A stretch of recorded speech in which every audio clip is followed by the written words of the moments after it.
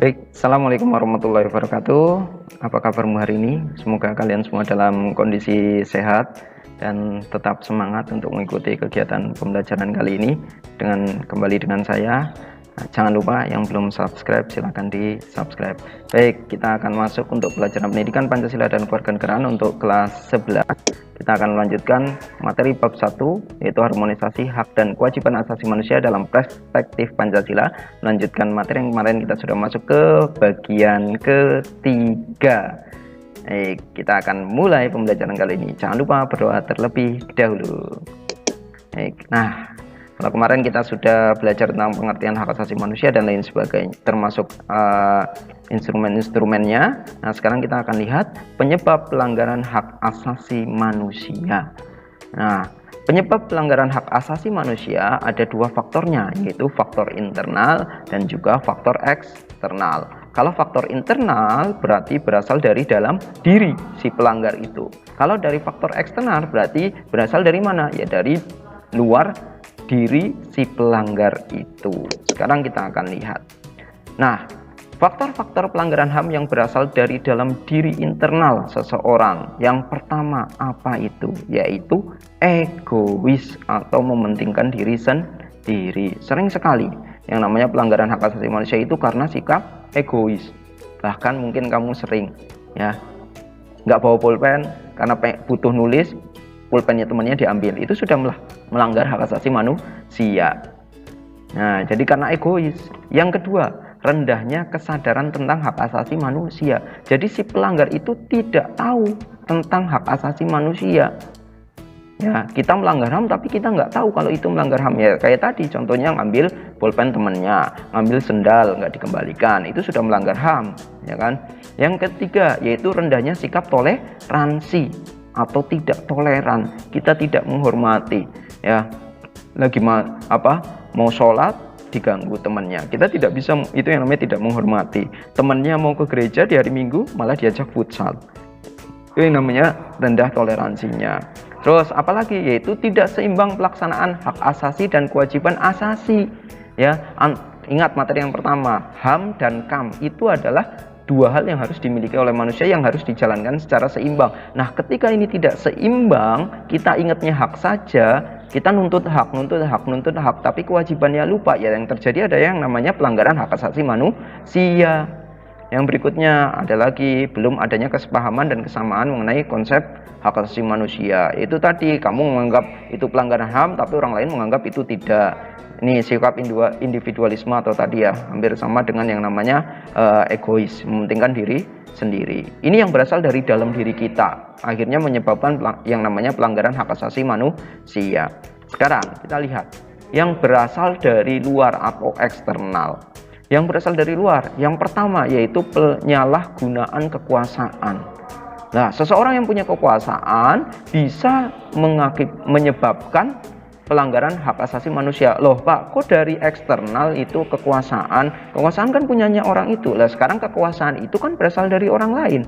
Contoh, presiden punya kekuasaan dari siapa? Dari rakyat. Berarti dari dalam diri apa dari luar? Ya dari luar. Makanya masuk ke dalam luar. Penyalahgunaan kekuasaan. Saya punya kekuasaan terus bertindak sewenang-wenang, itu yang namanya faktor penyebabnya. Yang kedua, ketidaktegasan aparat penegak hukum. Aparat penegak hukumnya tidak tegas. Ya, ada orang melanggar HAM dibiarkan saja. Akibatnya apa? Pelanggaran HAM berikutnya muncul lagi. Seperti itu. Yang ketiga, penyalahgunaan kemajuan teknologi. Ya, sekarang teknologi yang begitu pesat, ada hacker. Ya, terus apalagi ada drone digunakan semena-mena, digunakan untuk macam-macam. Ya, terus apa? Penculikan lewat Facebook dan lain sebagainya, penipuan lewat jual beli online. Nah, itu kan penyalahgunaan kemajuan teknologi, ya. Yang keempat, kesenjangan sosial dan ekonomi yang tinggi. Jadi jarak antara si miskin dengan si kaya yang begitu tinggi. Akibatnya apa? Yang kaya semakin kaya, yang miskin makin miskin. Mengakibatkan terjadi pelanggaran HAM. Karena apa? Butuh makan yang miskin.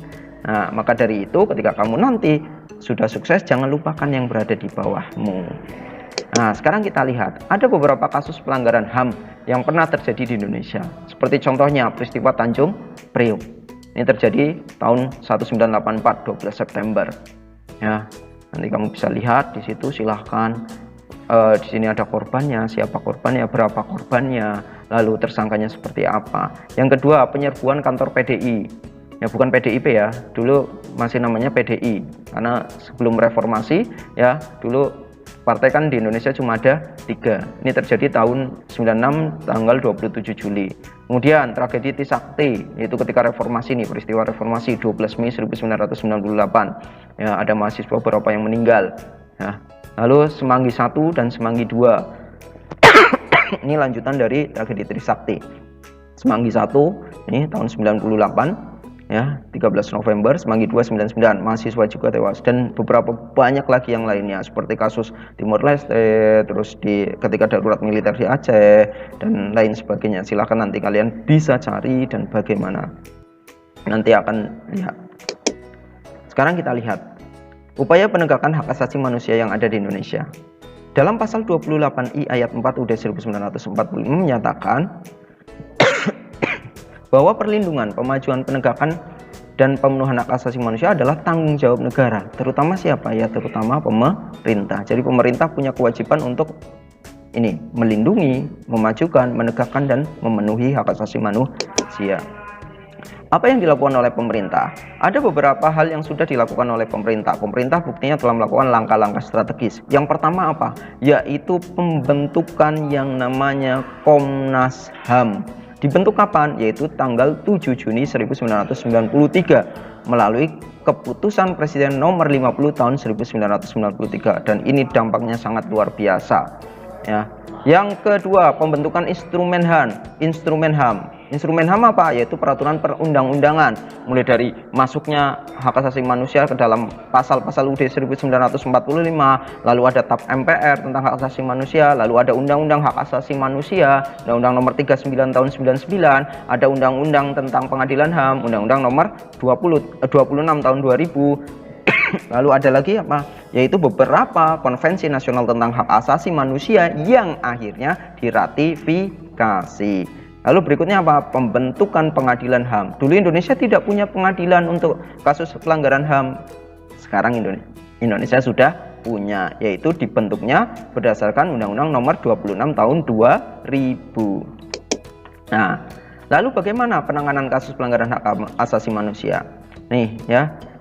Ya tentunya seperti penyakit ya, harus kita cegah dulu ya, lakukan yang namanya pencegahan, memberikan pendidikan tentang hak asasi manusia supaya orang-orang sadar, hukumnya harus kuat ya, terus aparat penegak hukumnya juga harus bagus. Yang kedua apa? Membangun harmonisasi hak dan kewajiban asasi manusia ya, hak asasi manusia dan kewajiban asasi manusianya dibuat supaya seimbang ya, tidak salah satunya lebih besar.